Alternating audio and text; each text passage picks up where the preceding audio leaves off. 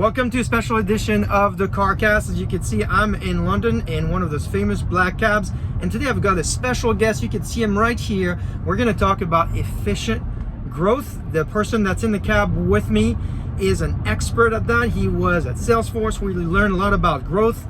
Then he went to Clary and he's starting his own company. So we're going to drill into the pain point he's looking at and hopefully help you out. Of course, if you are new to this program, don't forget to comment, like, and subscribe if you want to see more of these CarCasts. All right, let's get started with my guest. You know him, you followed him on LinkedIn. Anytime there's anything about a SaaS metric, you can be sure to hear from him. And my guest is Samir. How you doing, Samir? Hey, Bruno, I'm doing well. How are you? I am great. You're looking great. You probably should put your sunglasses because that's kind of how we do it here. Oh, man, and while you do that, let me show the rest of the cab. This is an authentic black cab here as you see them in London. Wow, you look really good. So, thank you. All right, let's get started. First, let's start at the top. For people that, if there are some people like that that still don't know you, you're all over LinkedIn. You often share some really insightful metrics around operation and effective SaaS growth. Where does this passion come from? How did you get started? Well, Bruno, I've always been super passionate about building businesses, growing businesses, and once I got into SaaS, years ago at Salesforce, I just got hooked. Like, building business has been so amazing, and I always thought, let's just share what I'm learning along this journey and help other people benefit. And LinkedIn has been my way of doing that. And you started at Salesforce. You went through almost no operations to millions at Clary. So tell us a little bit about that journey. What were some of the insights that you discovered that led you to want to do what you're doing now? Yeah, sure. I mean, Salesforce, everybody knows that company. It's just enormous by now. And they went through this hyper-growth journey, and I was fortunate enough to be part of that journey here in London, actually, in the Salesforce Tower. And the growth was just phenomenal. I learned so much about selling, going to markets, and innovation. And then I thought at some point I want to start something a bit more from scratch. Yeah. So I learned about Clary, and they didn't have a thing in Europe. And so we built Clary over 4 years from zero to a multi-million-dollar business with customers in many countries across Europe. And over time, I kind of saw things like saw Salesforce, saw Clary. I thought there's still so much waste in the sales process, still so much inefficiency despite the tooling that we have, and started thinking about my own company. And so now what we're hitting on is this idea that if you're in tech sales today, you're probably very familiar with the process of getting ready to sell. And it's a very manual process. Maybe you're presenting slides to the rest of the team what the strategy is going to be. You're having a hard time keeping up with what's going on with your customers. You're having a hard time keeping up with the products that your own product team is shipping.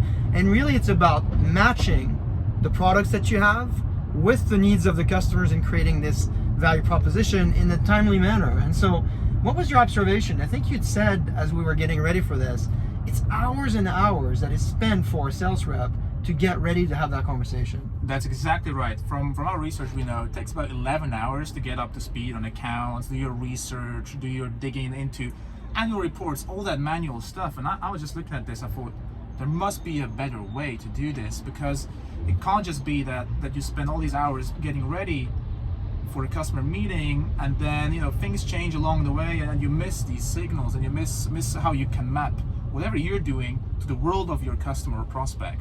And that's really the value selling that we want to unlock, and that's the problem I'm going after right now. So it's really kind of ironic, right? You might be in sales tech and you're thinking you're very innovative, but yet the process that you're using in order to get ready is fairly archaic. So that's the insight.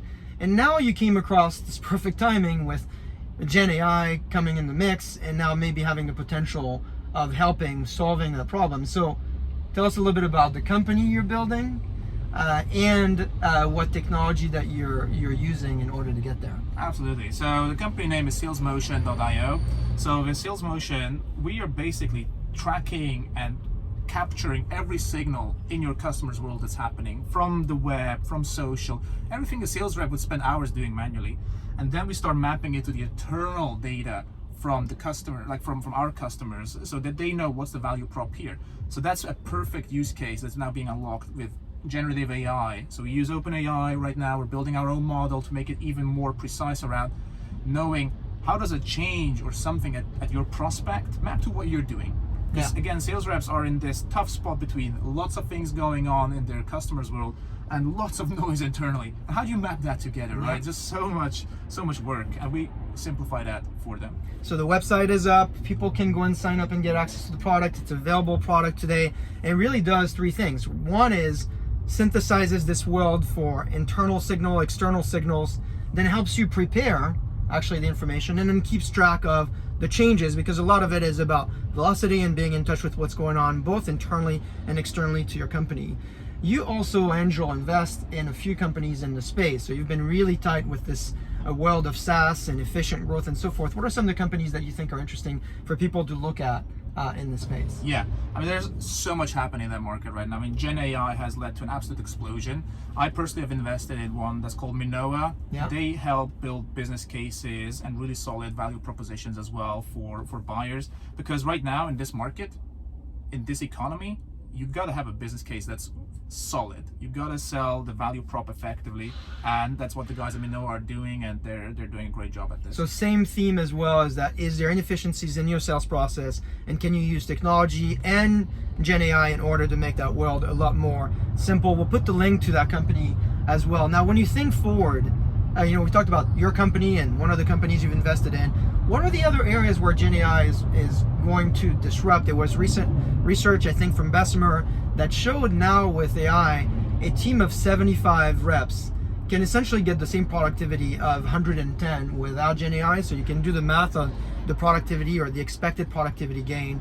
What are some of the areas where you see Gen AI maybe isn't commonly thought about in order to help this process today that's not really catching up with the technology being sold in the space? Yeah, totally. I mean, there's this report you mentioned. I think it hits the nail on the head. And there's no reason why there should only be 10x engineers that we talk about in tech often. Yeah. There can be 10x salespeople as well, I think. And Gen AI is unlocking that. So we know it from prospecting, writing emails. There's a lot of companies are already working on that space. Then there's us with Sales Motion working kind of really with the sales reps, unlock that value proposition as well. But it goes throughout the funnel in marketing, ABM, building beautiful customized web pages using Gen AI, or customer success. How can you automate that adoption journey and really ingest a signal and generate insight without having a person manually read through adoption analytics and whatnot? So I think there's massive potential. We're only just at the start of this, because if you look at what happened the last 12 months to today, just picture what happens in a year or two from now. So I think people can get very excited about go-to-market technology. All right, well, that's great. I hope that you're going to be able to follow him as well. I'm going to put the information down in the comment where you can get a lot of his content. Reach out to Samir. He's a very sociable person, as you can see here. It's just happened to be the opportunity that I was in London. He was in London, and we got together. I hope you can also subscribe to the channel and let us know if there's anything that we can help or the community can help you with. Until next time, I'll see you next week. Thanks, Samir. Thank you, Real.